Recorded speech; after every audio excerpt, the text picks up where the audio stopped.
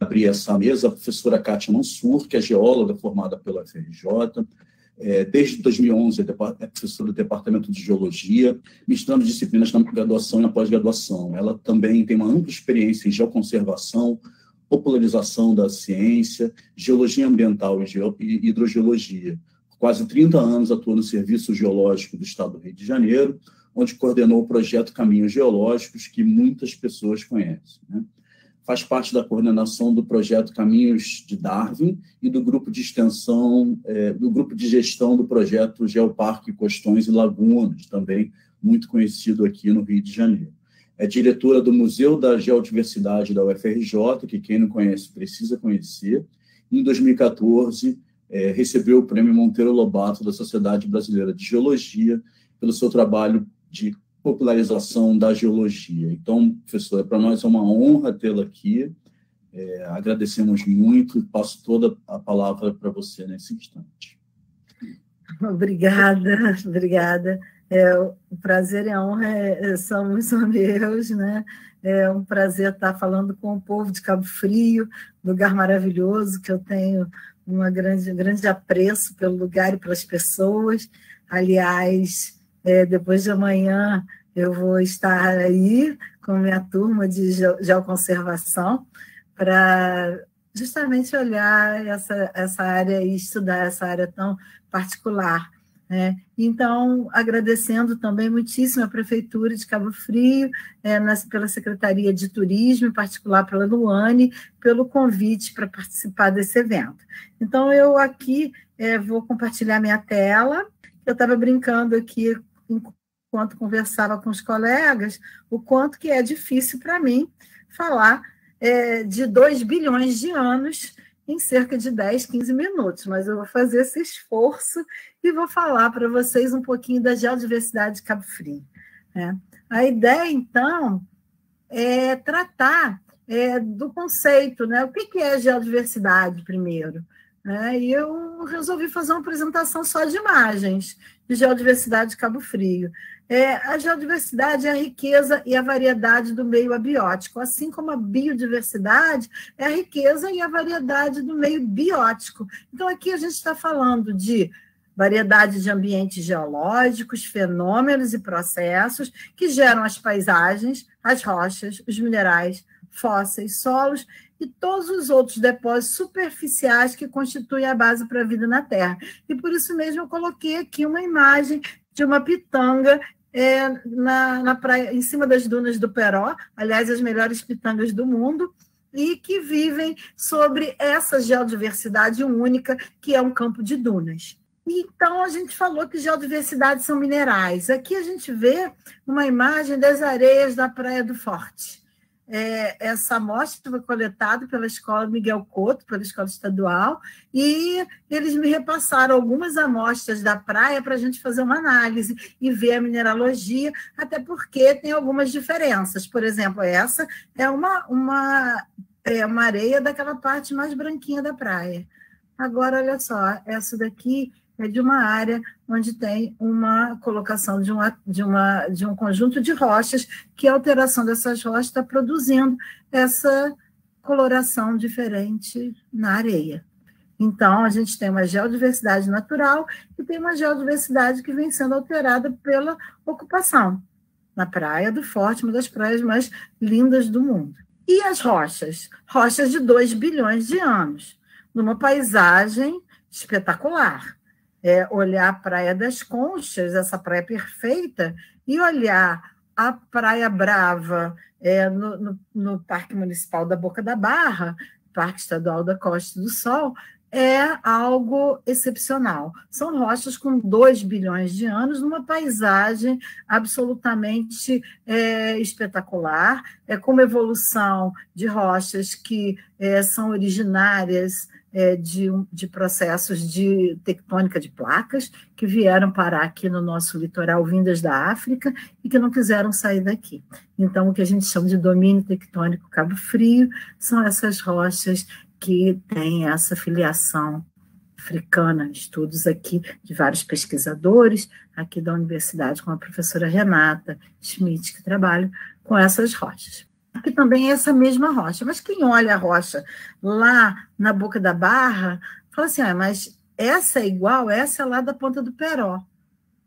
Olha que interessante, a mesma rocha com a mesma idade, e olha a diferença. É uma rocha metamórfica, mas mesmo assim com uma aparência de rocha ígnea.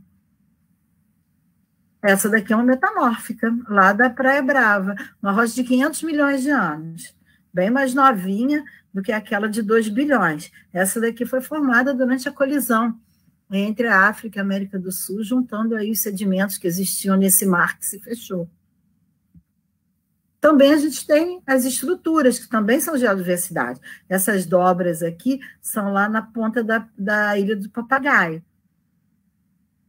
Essa daqui é uma falha, vocês veem aqui esse movimento, um bloco, uma rocha preta que vem e que desloca para o lado. Isso daqui é uma falha geológica, quando há um movimento entre blocos. E essa rocha aqui é lá na Boca da Barra também.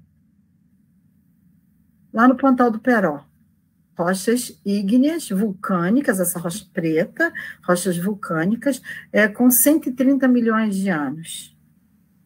A história aqui já é da separação, da quebra. Quando Gondwana colide e forma aquele supercontinente com a África, América do Sul, Antártica, Índia e Austrália, ela depois ficou desde 500 milhões de anos até 130 unida. E 130 milhões de anos ela se quebra e começa a ter vulcanismo nesse limite. E esse vulcanismo forma essas rochas pretas que a gente vê ao longo do litoral de Cabo Frio e aí na Ponta do Peró. Mas também a história não acaba aí. A gente fala assim, separou da África, foi para um lado, viemos nós, ficamos aqui, e a África, tendo deixado um pedaço para a gente, né, que é esse domínio Cabo Frio, ela segue para o outro, mas não. Há cerca de 5, 10 milhões de anos atrás, o nível do mar estava muito baixo, e aí forma uma série de depósitos, de cascalhos, depósitos continentais na beira do mar, que são essas rochas que a gente chama de formação barreiras. A formação barreiras é uma formação que vem desde Amapá até a região de Maricá e ocorre aqui em Cabo Frio, tanto na forma dessas rochas que vocês veem aí, rochas sedimentares, como também na forma dessas paleofalésias, que são antigas falésias que foram esculpidas há 5 mil anos, quando o nível do mar esteve mais alto, cerca de 3 metros do que o atual, e que hoje se encontra na forma de paleofalésias, nessa paisagem belíssima ali da Praia Rasa. Também, essas mesmas rochas, mostrando esses mesmos níveis de cascalhos fluviais, a gente encontra ali na Fazenda Campos Novos, na forma de canais fluviais, como esse que a gente vê aí. Isso daí é bem do lado da fazenda.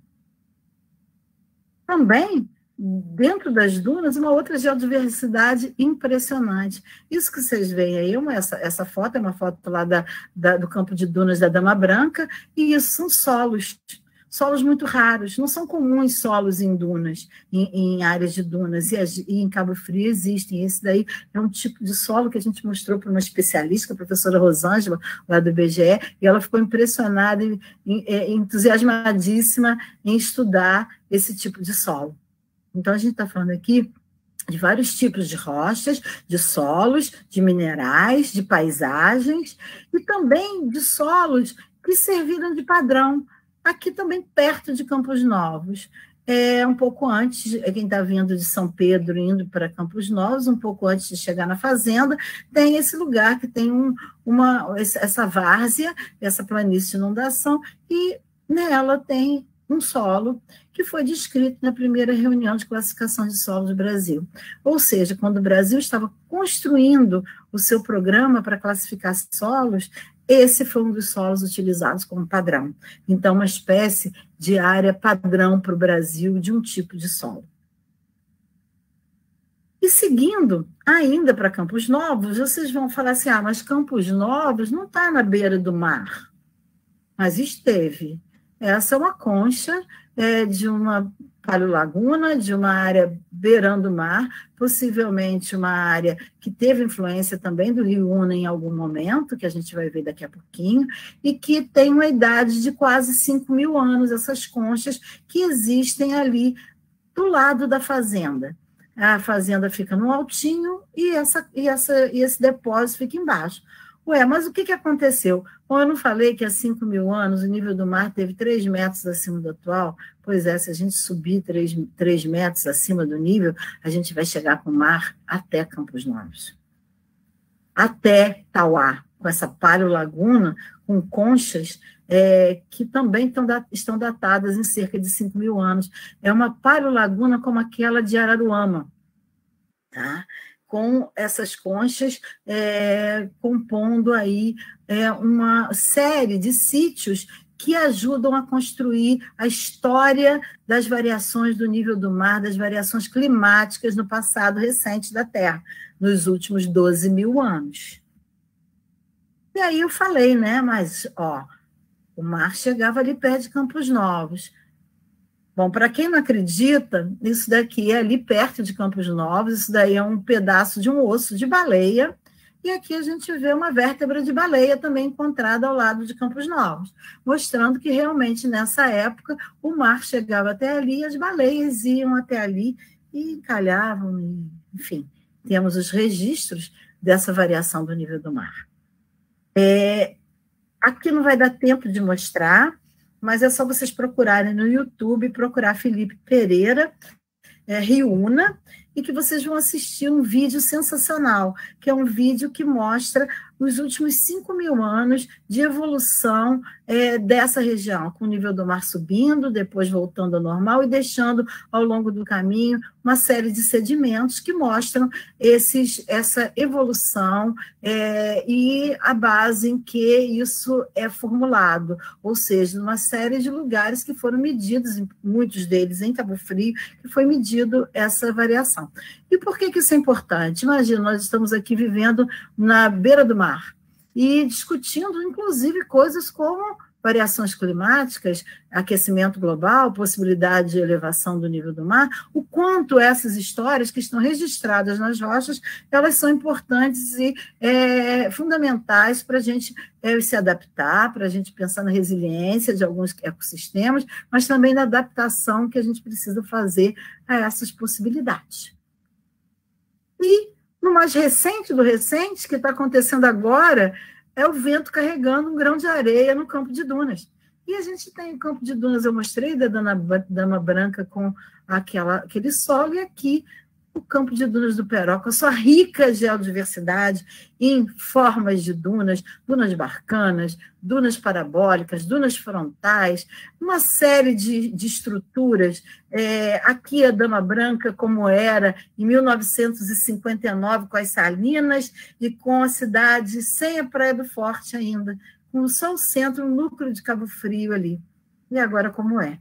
Então, o quanto a gente já ocupou o nosso litoral e o quanto que isso acaba interferindo não só nessa configuração, mas também nas formas como a gente tem que conviver com as mudanças que ocorrem, por exemplo, de erosão e de assoreamento em determinados lugares. De água, né?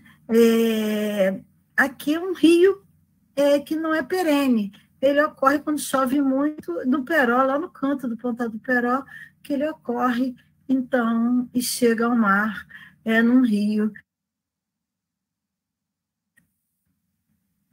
Também as barcanas, as estratificações cruzadas, típicas das dunas, estruturas que servem para a gente dar aula.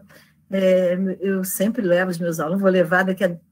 Vou essa semana, vou na semana que vem de novo, né? Nessa semana na outra semana eu vou levar aí no Peró, o grão de areia em movimento. E aí, eu não vou ter tempo de falar disso, mas eu queria só citar dos serviços ecossistêmicos que essa geodiversidade presta. Por exemplo, na forma de provisão, o sal das lagunas hipersalinas, por exemplo, da Lagoa de Araruama, a salina mais antiga do Brasil, que é a salina Perinas, que fica em Cabo Frio, que foi fundada em 1824, né, com o apoio de Dom Pedro I, logo depois da independência do Brasil, o serviço de regulação, e aqui a gente vê o Peró com os aquíferos do Peró. 2 aquíferos aí, um suspenso em relação ao outro, com uma diferença de qualidade de água muito diferente uma da outra, mostrando também, lembrando que aquífero não é a água, aquífero é a rocha, o sedimento, o solo, e aí, no caso, a duna é o aquífero. Ainda o suporte para os serviços de suporte, para a geração, para os ecossistemas. Eu mostrei ali a pitanga, mas eu poderia ter mostrado orquídeas, podia ter mostrado bromélias, e uma série de outros organismos, como o Liolemos lutzae, a lagartixinha branca da praia, né? Uma série de outros organismos que vivem nos campos de duna. E a questão cultural, por exemplo, das salinas e do conhecimento. Eu mostrei aqui eu com os alunos lá, vou mostrar aqui eu com os meus alunos no campo ainda daqui a pouquinho, né? Então, essa geodiversidade, para concluir, eu vou entrando aqui na parte final da minha apresentação, espero que eu não esteja passando muito do tempo, é uma geodiversidade que a gente pode chamá-la de ressignificada, quando ela deixa de ser só geodiversidade e ela passa a ser nossa cultura. E aí eu queria mostrar o Forte São Mateus, que também está aqui num vídeo que a gente fez um roteiro geoturístico de Cabo Frio. É só entrar no site do Projeto Geoparque Costões e Lagunas e entrar lá no nosso YouTube, que tem o vídeo que está aí, esse endereço, que é o vídeo de Cabo Frio, mostrando os lugares maravilhosos, e o Forte São Mateus, que traz um significado para essas rochas também, que é o significado de ser o guardião, né, do litoral. Também, como rocha, as pedras sulcadas do Morro da Guia, que são de Abase, são aquelas rochas da separação dos continentes, 130 milhões de anos, mas ressignificadas com os sulcos das falas de Machado, dos antigos povos originários, os sambaqueiros. E aqui também, lá perto de Campos Novos, uma outra, também na mesma rocha que é o de Abase, ou seja, da separação dos continentes. E mais um na mesma rocha também, que é um artefato encontrado lá na Fazenda Campos Novos também, essa riqueza de lugar que é essa fazenda. Que, por acaso, daqui a 3 dias, no dia 2 de julho, no sábado, às 9 horas, nós vamos estar fazendo lá um geodia. Convidamos a todos, é uma caminhada aberta, guiada a todos, onde o Sil, que já falou aqui na segunda, o Sil Farney, a Nilma Cioli, o Luiz Guilherme Moreira, estaremos todos juntos lá, falando junto com o pessoal dos quilombos, falando da história da fazenda, a história geológica, a história da natureza e a história das pessoas, né, do meio biótico, do meio abiótico e das pessoas. Na fazenda tem um sambaqui, vocês sabem disso, sambaqui é memória, né, memória da história dos povos que viveram originários, que usavam aquelas conchas daquela laguna que está aqui do lado dessa árvore grande, dessa figueira grande que a gente tem aí. E olha só, aqui é uma escavação que o IFAM permitiu que fizéssemos, onde nós estamos agora, vamos agora datar as conchas desse sambaqui. E fizemos uma outra pesquisa lá. Está vendo essas manchas vermelhas? São possivelmente antigas fogueiras, porque são evidências de magnetismo mais alto que ocorre quando um fogo é aceso em mais de 500 graus e que, então, ele reorienta os minerais com ferro e, possivelmente, todas essas bolinhas vermelhas aí são antigas fogueiras que podem orientar os estudos da arqueologia também.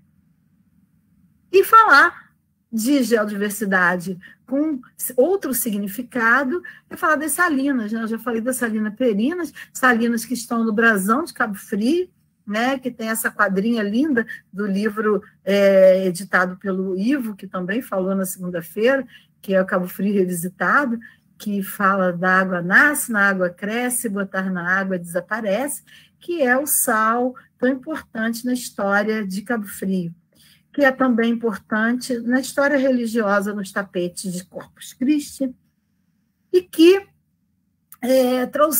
caminhos que trouxeram para a região de Cabo Frio pessoas como Darwin, Saint-Hilaire, Príncipe Maximiliano, uma série de pesquisadores naturalistas que passaram pela região e que deixaram e que puderam se aproveitar das riquezas da gastronomia cabofriense. Aqui a gente tem uma gastronomia mais ligada à área do interior, mas também quem vai lá na Boca da Barra, na Ilha dos Japoneses, e não come um quibe de peixe, faltou uma parte da gastronomia de Cabo Frio para provar, não é verdade?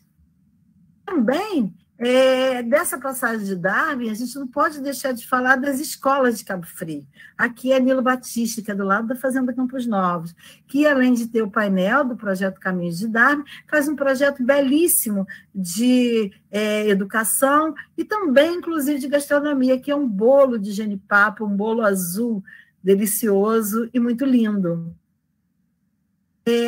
Cabo Frio também nos ajuda a fazer geoturismo. Aqui é um grupo de quase 200 pessoas que participaram de um geodia, do primeiro geodia que nós fizemos, que foi no Peró, em 2019. Que do próprio Peró também, no sentido da educação do geoturismo, nós publicamos esse livreto em português e inglês que serve para educação e para geoturismo e turismo também. Aqui, com a minha turma no campo, lá no Peró, também vendo os aquíferos, né, as ocorrências de água relacionadas a essa descarga de água nesse aquífero fantástico que são as dunas. E, por fim, para fechar aqui, eu só quero fechar com essa pequena fala. Porque nós que trabalhamos com a geodiversidade, muitas vezes somos chamados de malucos, né? Porque a gente gosta de rocha e quer proteger essas rochas. Por que esse desejo de proteger rochas? É certo que as mensagens escritas pela natureza nas rochas são muitas vezes obscuras, mas se você aprender a lê-las, um novo mundo se abrirá. As paisagens são produtos de longas histórias, palimpsestos sobre os quais os registros de sucessivos eventos antigos se acumulam, mas também são muitas vezes apagadas, e por isso mesmo as paisagens são nossos professores e as rochas são as nossas bibliotecas. Então precisamos pensar nas rochas dessa maneira, como memória da terra, e sendo memória, é necessário preservar aquilo que guarda essa história espetacular que Cabo Frio tem e registra também. Muito obrigada, aqui estão os nossos contatos do projeto de Geoparque, e contamos com a presença de todos no dia 2, lá em Campos Novos. Agradeço muito a atenção. Muito obrigada. Muito obrigado, professora Kátia, realmente bastante inspirador, como sempre, suas falas, né, a visão, aquilo que você nos mostra da geodiversidade. Realmente é um tema super interessante. Eu não me acompanho um tanto de longe o seu trabalho, sigo aí, né, o seu projeto de popularização da ciência e fico sempre muito encantado com o esforço que você faz para manter isso vivo, e Cabo Frio realmente é um parque de diversões, né? Maravilhoso.